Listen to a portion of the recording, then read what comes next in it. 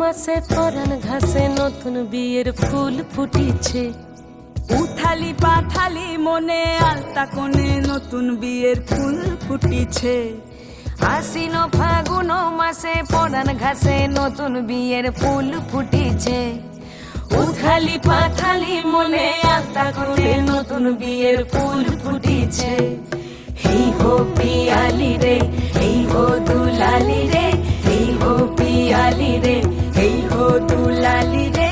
আশ্বিন ফাগুন মাসে পরাণ ঘাসে নতুন বিয়ের ফুল ফুটিছে।